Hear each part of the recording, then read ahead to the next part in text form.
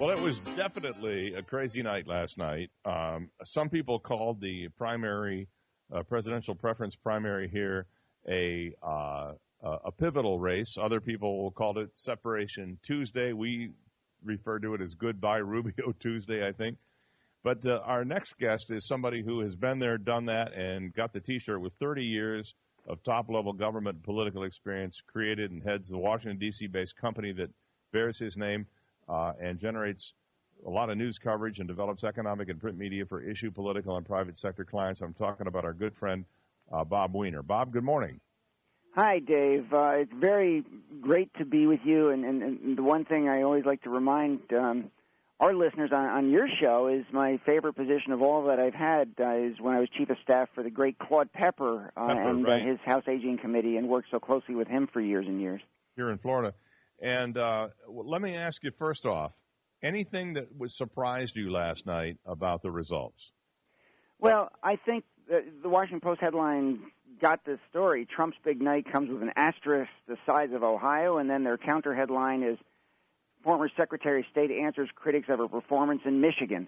I mean, those are the things that really do jump out at you, is that people thought that maybe Bernie was going to crawl up on Hillary, but no, Michigan is not now the new norm. It was a fluke. And the other thing is that people always forget how horrible the polling has been in Michigan over the years. It's an outlier in terms of the polling. Do you remember, Dave, you probably do, when Blanchard, the governor, was ahead by 20 points going into the last weekend, and then he lost to the governorship. I was living in Michigan when that happened. Yeah, that was an amazing thing. So it's the same kind of thing that happened in Michigan again. They don't know how to poll there. Well, let me ask you then about the Trump phenomenon. You and I have not spoken in a number of months now, but do you see Trump as the real deal for the Republicans? Is he going to be the nominee? Oh, no, he's really just a novice, and he just doesn't know what he's doing, so he'll die. How long have we heard that? People have been now saying people that realize for months. it isn't true, and this guy actually, I've been saying that it's at their own peril that Democrats don't take him seriously on trade and on international affairs, on the economy. The thing that does strike me is he can say anything and still gains votes. It doesn't matter that he says McCain's not a war hero. It doesn't matter that he says women have you-know-what oozing from you-know-where. It just doesn't matter what he says, and no matter how disgusting he is, no matter that he wants to violate the Constitution and ban religious groups, it simply doesn't matter with this guy. Well, plus he had $35 million by an NBC analysis today. He had $35 million in this last cycle thrown at him in negative advertising. Right. And he wins Florida by 46%, with 46%. Right. He has violated every rule of politics. I mean, we always used to make the joke that advertising works for Coca-Cola, so why not in politics? And we used it in the anti-drug youth media campaign when I was in the White House, and we dropped youth drug use by 30 points by the message. It simply hasn't mattered. He's been joking about how he had the golf tournament in Florida at Doral, and the entire time he's hosting it a week ago, they had these negative ads running during his tournament. Right, and he was saying how he had to distract everybody. Say, look at the grass over there. Don't pay attention to the TV ads. So like it bounces off, and people take it, and the people literally want to give the finger to anybody who disses him. Yeah. That's totally what it is. agree The with anger is so great across the country against the system.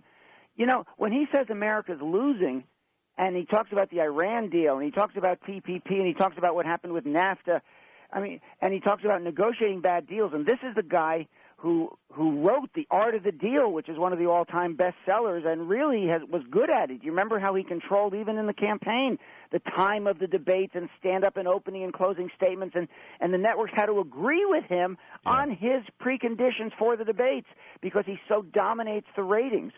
It's historic. I've never seen anything like it. But you sound like even though you're on the other side, you sound like there is a bit of admiration in there for what he's managed to pull off. No question.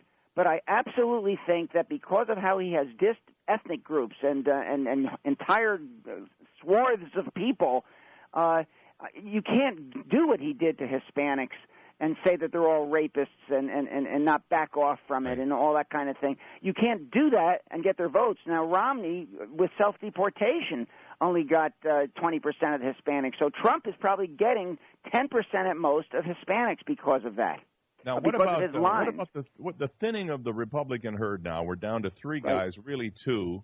Kasich doesn't have a mathematical chance of getting to 1237. So, except at the convention. Pardon me? Except at the convention. Except narrow at the convention, path but that the Republicans have. Not leading up to it. But my question is, with the thinning of the herd, does this consolidate behind Kasich, or are some of those votes going to go to Trump? Do you think? Well, you forgot about Cruz.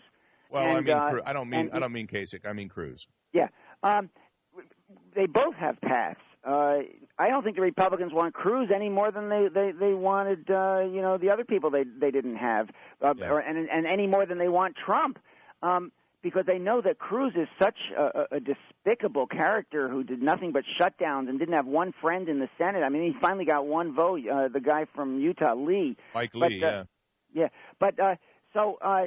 He's just and he did lie to get Carson out, and everybody knows that.